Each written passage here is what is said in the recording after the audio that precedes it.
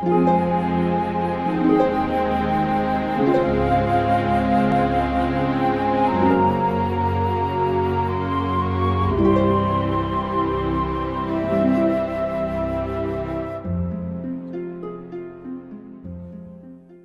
we're back again. My good friend Odon over here. How are you doing, Odon? Very good. Very good. Thank you, Jay. Hello. Have you noticed quite a few of these questions are about the Quran? So we're kind of carrying on to the Quran because there's a huge amount of interest, and I think people like what you're saying. You seem to have a good grasp of what's going on here. So I want to bring up this idea of the patchworkness. These are two questions, or two different people actually talk about this. One is a guy named Kilian Kleiber, and another one is that Peter Shears also talks about the patchwork, and then another one is Arunabha Ghosh. So let me read you their questions, and let's see if you can, well, you will be able to answer it because I see you already have an answer here, but this is so everybody can hear it. And here's the first question by Kilian Kleiber. He says, I really like your approach to the Quran, Odon. We should cast aside the idea that it was written by a single person. Just throw that aside, he's saying. The best metaphor that comes to mind is a patchwork. There are the authors of the original patches. This material is pre-Islamic, possibly Syro-Aramaic texts. Then we have the editors who sewed together these patches and also brushed them up, possibly the Quranic Nazarenes. The next editors are the Arabs who added the diacritical marks. That's a third process. This already imposes a reading of the Quran. Finally, we have the narrators of the Hadith and Sirah, that's the standard Islamic narratives, who placed the Quran into a fictional, historical, and geographical context and claimed a fictional author, in this case, Muhammad, and of course, about the God Allah. All of these people created what we call the Quran today. Do you want to say something about that real quickly before I go on to Peter Shears? If you want to respond to that. Yes. This is... I will make this point, I think, often, because we have really to get rid of the Islamic concepts. And the first concept is that the Quran was made as a whole during Muhammad's time. That the Quran was not.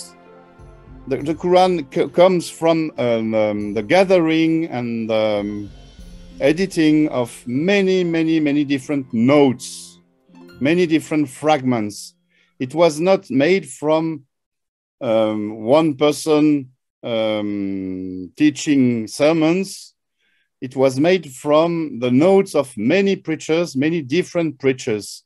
So it is a patchwork, but the patchwork was made by the Arab leaders many decades after Muhammad's time and after the preacher's time. So when Kilian is speaking about the Quranic Nazarenes putting together, sewing together the patches, I don't think it happened during this time. This was the time of the preaching. It was not the time of the editing. There was no need for a book at this time.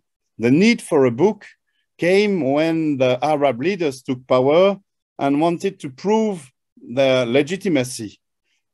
This was a time when they needed a book to challenge the Jews, to challenge the Christians who already had books. So at the beginning, it was not a book.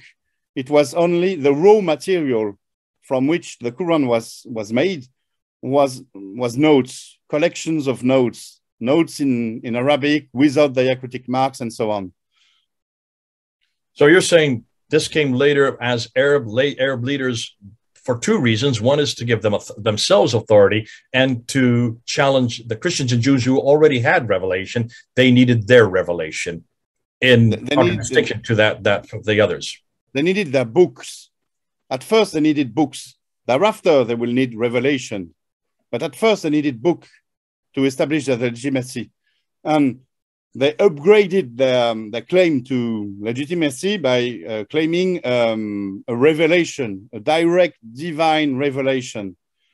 But you see, in the process which made the Quran was, at first there were preachings from many different preachers, maybe Muhammad among them, who took notes, who left notes. The notes were gathered. there was a selection, an edition, some corrections also. They were put together as a patchwork in order to have a book. So this was the book step. And thereafter, with the Abbasids, they needed divine revelation. So the book was made into a revelation. Okay, so you're saying post 750, post mid-8th century, it was finally created, or that idea of an eternal Quran that has always existed, chapter 85, verse 22, that is protected by Allah, chapter 15, verse 9, that cannot have any changes, no human intervention, chapter 10, verse 15, chapter 18, verse 27, that was introduced in the mid-8th century and later, but in the 7th century, it was just really nothing more. This was something else. And you see, Jay, because of this, because the standard Islamic narrative made something into the Quran that was not a divine revelation at the beginning, this explains a lot of contradiction in the Quran. Because the Quran at first was not made to be a Quran. The raw material of the Quran is pre-Islamic. Islam did not exist in the 7th century. So when the nodes, the fragments were gathered, it was made into a book which was not Islamic at the time. And thereafter, centuries after, a century or 2 centuries after, when the standard Islamic narrative was created, they forced this book to be the divine revelation. But it is not what it means. So this is why we find so many contradictions in it. Listen, this has been great. And I think we'll keep this as a standalone itself. This is important that we do that. We'll come back. And I think this has cleared up for an awful lot of people. Why is it that if you take a look at the Quran, just look and see, there's really no rhyme or reason. It doesn't follow any type of sequence. There's no chronology. It jumps all over the place. There are no complete stories. There's only one complete story in the entire Quran, chapter 12. It's ulta pulta, jumps all over the place. And that's what you would expect from a patchwork. It's what you would expect from a patchwork of many different homilies, many different readings, many different lectionaries, even hymns that have been borrowed from others. And this is what it became. And that's why at some point it had to be elevated. It then finally got elevated during the Abbasid period to a divine revelation that cannot be critiqued. And that's why we're doing that for them, because the Muslims are not permitted to ask the questions we're asking, and they cannot even come to the conclusion you've come to, Odon. And that's why you're getting so much grief from Muslims who don't want to even talk about this. This is anathema. And that's why when even someone like Muhammad Hijab asked a simple question, which one of these Qurans are you going to write on my blank piece of paper? He said, we do not talk about this in public. And this is something as simple as the diacritical marks. We have different diacritical marks. This has been the biggest problem for 1,000 years, he said. Can you then see the dilemma for Muslims? If you put and elevate the Quran to divine status, as the Quran itself has done, if you put it above any human intervention or even human creation, then once you have elevated it so high, how are you going to defend it?